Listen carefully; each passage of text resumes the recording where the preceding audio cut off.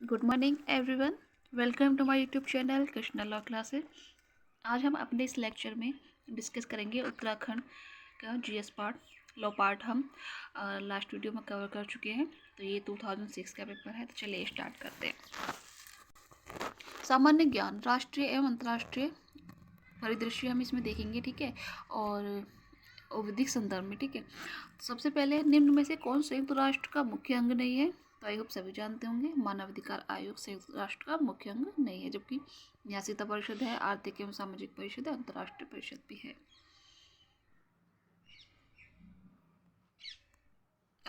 I hope सभी जानते होंगे कि जो संयुक्त राष्ट्र संघ है उसके कितने अंग हैं? तो 6 हैं। एक है महासभा, सुरक्षा परिषद, आर्थिक सामाजिक परिषद, न्यासीता परिषद, सचिवालय और अंतर्राष्ट्रीय न्यायालय। ये संयुक्त राष्ट्र चार्टर के 6 अंग हैं, ठीक है।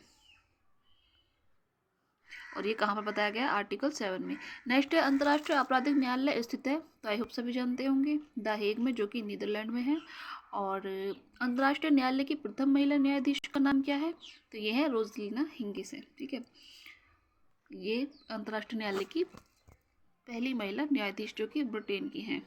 और सिविल एवं राजनीतिक अधिकारों से संबंधित अंतर्राष्ट्रीय प्रसंविधा को महासभा ने कब अंगीकार या स्वीकार किया था? तो किया था 16 दिसंबर 1966 को। किसको? सिविल एवं राजनीतिक अधिकारों से संबंधित अंतर्राष्ट्रीय प्रसंविधा को 16 दिसंबर 1966 को। इम्पोर्टेंट है, नोट डाउन कर लीजिएगा।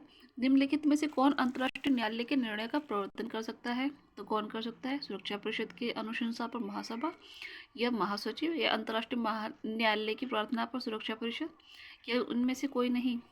तो आंसर गैस कीजिए आप। 1 मिनट।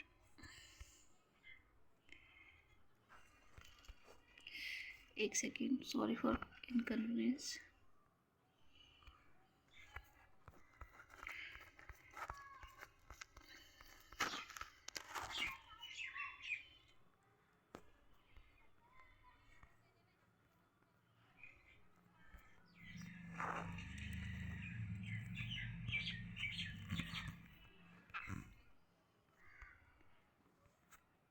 तो इसका जो राइट आंसर है, इनमें से कोई नहीं, ठीक है। तो आर्टिकल 94 के अनुसार अगर हम देखते हैं तो संयुक्त राष्ट्र संघ के सदस्यों ने यह उत्तरदायित्व स्वीकार किया कि जिस वाद में पक्षकार हैं उसमें अंतर्राष्ट्रीय न्यायालय द्वारा दिए गए निर्णय का अनुपालन वही करेंगे।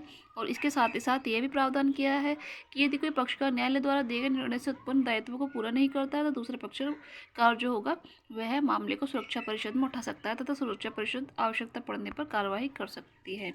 कब करेगी? आवश्यकता पड़ने पर, वैसे नहीं। और अंतर्राष्ट्रीय न्यायालय के इंस्टीट्यूट में निम्न में से कौन अंतर्राष्ट्रीय विधि के स्रोत के रूप में सूचीबद्ध नहीं है? तो संध्या भी है, रूढ़ी भी है, लेकिन पूर्व निर्णय नहीं है। वेरी मोस्ट इंपॉर्टेंट क्वेश्चन है, काफ़ी बार पूछा गया है, पूछे जाने की संभावना भी है। और हम इसके सोर्स कहाँ पर देखते हैं? संविधि के अनुच्छेद 38 के अंतर्गत कौन कौन से हैं? एक तो अंतर्राष्ट्रीय अभिसमय है, ठीक है, अच्छे से देखते चलिएगा। एक अंतर्राष्ट्रीय प्रथाएं हैं, ठीक है, अंतर्राष्ट्रीय अभिसमय, अंतर्राष्ट्रीय प्रथाएं, सभ्य राज्यों द्वारा स्वीकृत विधि के सामान्य सिद्धांत हैं, और न्यायिक निर्णय, ठीक है। कितने हैं ये? 4। अंतर्राष्ट्रीय अभिसमय, अंतर्राष्ट्रीय प्रथाएं, सभ्य राज्य द्वारा स्वीकृत विधि के सामान्य सिद्धांत और न्यायिक निर्णय। नेक्स्ट है, अंतर्राष्ट्रीय न्यायालय के सदस्य को चुना जाता है किसके द्वारा, कितने वर्षों के लिए? तो 9 वर्षों के लिए। और संधियों को रूढ़िजन्य अंतर्राष्ट्रीय विधि का संहिताकरण किया गया है, तो ये वियना कन्वेंशन 1980 के द्वारा। निम्नलिखित में से कौन विद्वान अंतर्राष्ट्रीय विधि को सही विधि मानता है? तो ग्रोशियस अंतर्राष्ट्रीय विधि को वास्तव में विधि मानते हैं, जबकि ऑस्टिन हॉब्स हॉलैंड अंतर्राष्ट्रीय विधि को मात्र सकारात्मक नैतिकता मानते हैं। कौन मानते हैं सकारात्मक नैतिकता? Austin Hobbes Holland. इनके नाम दे के पूछ लिया जाता है, इसलिए इंपॉर्टेंट है, अच्छे से देख लीजिएगा। और ऑस्टिन हॉब्स और हॉलैंड मात्र सकारात्मक नैतिकता मानते हैं, जबकि ग्रोशियस इसे वास्तव में विधि मानते हैं। अब देखते हैं राष्ट्रीय और अंतर्राष्ट्रीय जो वो हैं दिवस और पुरस्कार, ठीक है। तो विश्व पर्यावरण दिवस आई होप सभी जानते होंगे, 5 जून को। फूकन आयोग किससे संबंधित है? तहलका रक्षा घोटाले से। और निम्न में से कौन छठे वेतन आयोग का अध्यक्ष था? तो ये थे न्यायाधीश श्री कृष्ण। और ये सभी करंट के हैं, 2006 का। तो कैबिनेट निम्न किस समयावधि के बाद प्रवर्तन में नहीं रहेगा? 90 डेज की। ये सीपीसी का क्वेश्चन हो गया। और भारतीय इतिहास में बाजार नियंत्रण नीति के लिए कौन प्रसिद्ध है? तो ये है अलाउद्दीन खिलजी। और निम्न में से किससे से भी संबंधित है, तो से भी संबंधित है शेयर बाजार से। और कंपनी के शासन का अंतरण ब्रिटिश सम्राट को किया गया था प्रथम अक्टूबर 1858 को। तो कंपनी का जो शासन था ब्रिटिश सम्राट को अंतरण किया गया अक्टूबर 1858 को। और प्रतिलिपि अधिकार लेखक की मृत्यु के पश्चात जारी रहता है कब तक? 60 वर्ष तक। ठीक है, कौन सा? प्रतिलिपि अधिकार लेखक की मृत्यु के 60 वर्ष तक जारी रहता है। वैट किससे संबंधित है? व्यापार कर प्रणाली से। तो ये होता है वैल्यू एडेड टैक्स। ठीक है, इसका फुल फॉर्म, जो कि व्यापार कर प्रणाली से संबंधित है। निम्न में से कौन सी संपत्ति कुर्की एवं विक्रय के योग्य नहीं है? तो लेखा बहियम कुर्की एवं विक्री के योग्य नहीं है। और विमानों का पता लगाने के लिए रेडार किस माध्यम का उपयोग करता है? तो ये माइक्रो तरंग का। ठीक है, सॉरी।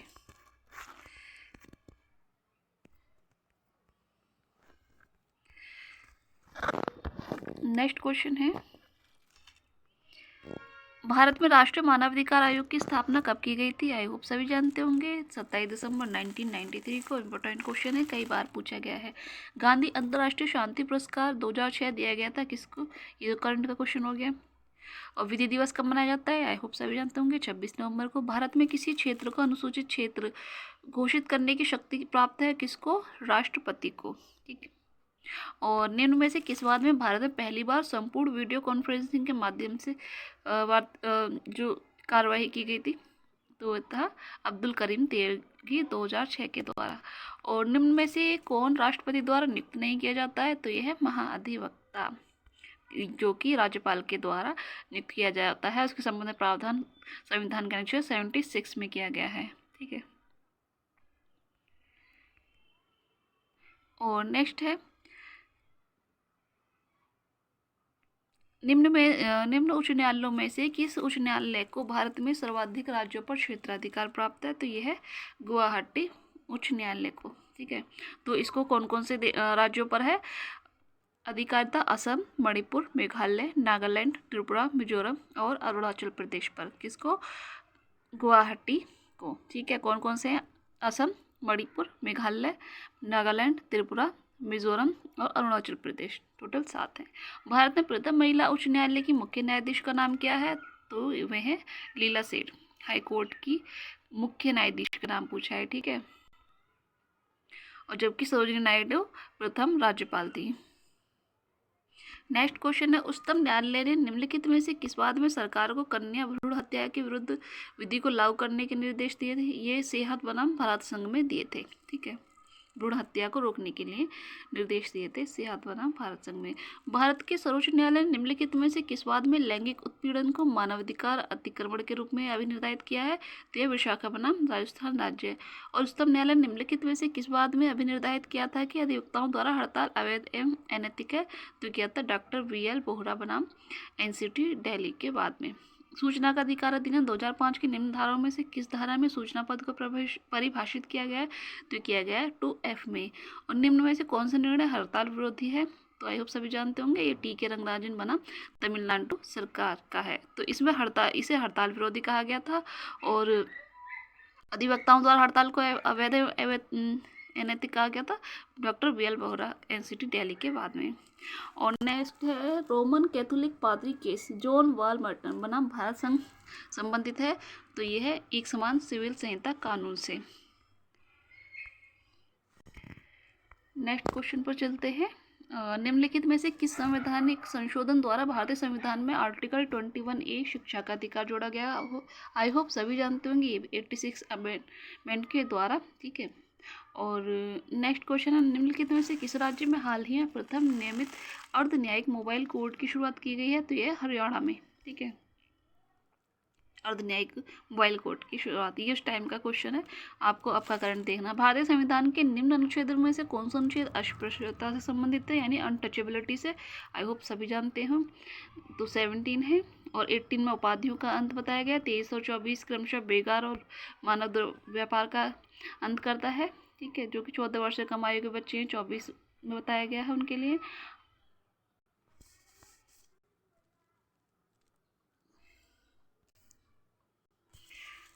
नेक्स्ट चलते हैं हम, भारत में न्यायिक पुनर्विलोकन का सिद्धांत निम्न किस संविधान से लिया गया है? तो ये लिया गया है यूएसए की संविधान से। जुडिशियल रिव्यू और सुप्रीम कोर्ट के बाद जो प्रावधान है वो भी हमने यूएसए से लिए गए हैं। और एक राजनीतिक दल को राष्ट्रीय क्षेत्रीय मान्यता दी जाती है कहाँ? भारत के मुख्य चुनाव आयुक्त द्वारा। ठीक है। और संविधान के पूर्ण विश्वास और साखंड लागू नहीं होता है तो निगम के कार्यों पर, बाकी लोक अभिलेखों पर, न्यायिक कार्यवाहियों पर, लोक कार्यों पर लागू होता है। निगम की कार्यवाही पर पूर्ण साखंड अधिनियम लागू नहीं होता है। नेक्स्ट है निवारक निरोध संबंधी विधि पारित की जा सकती है तो किसके द्वारा? संसद द्वारा अनन्य रूप से। संविधान के अंतर्गत भारत में राष्ट्र अध्यक्ष हैं तो ये है राष्ट्रपति। और भारतीय संविधान के अंतर्गत राज्यसभा में कितने सदस्य नामित होते हैं? तो राष्ट्रपति के द्वारा 12 सदस्य नामित होते हैं। ये क्वेश्चन में गड़बड़ है, ठीक है, ये राष्ट्रपति द्वारा होते हैं 12। और अब तक भारत के उच्चतम न्यायालय के कितने न्यायाधीश अपनी नियत अवधि समाप्त करने से पूर्व ही महाभियोग द्वारा हटा दिए गए हैं? तो कोई भी न्यायाधीश महाभियोग द्वारा नहीं हटाए गए हैं। निवारक निरोध विषय संविधान की निम्न सूचियों में से किसके अंतर्गत आता है? आता है कंकरेंट लिस्ट यानी समवर्ती सूची के अंतर्गत। उच्च न्यायालय के अधिकारियों एवं कर्मचारियों की नियुक्ति कौन करता है? तो ये करता है संबंधित राज्य का राज्यपाल। और उच्च न्यायालय का सर्वोच्च न्यायालय में तदर्थ न्यायाधीशों के रूप में भारत का मुख्य न्यायाधीश निम्न में से किसे नियुक्त कर सकता है? तो ये उच्च न्यायालय के कार्यरत न्यायाधीशों में से, ठीक है। और भारतीय संविधान में वर्तमान में कितनी अनुसूचियां हैं? तो ये हैं टोटल 10 नहीं, ये रॉन्ग है क्वेश्चन, 12 हैं, ठीक है, इसका आंसर गलत है। वर्तमान में 12 अनुसूचियां हैं, पहले 8 थी, ठीक। और अभी यहाँ तक हमारा जीएस का पोर्शन कंप्लीट हो गया है। अब ये लॉ का है, इसे हम नेक्स्ट वीडियो में कवर करेंगे। Okay, thanks for watching.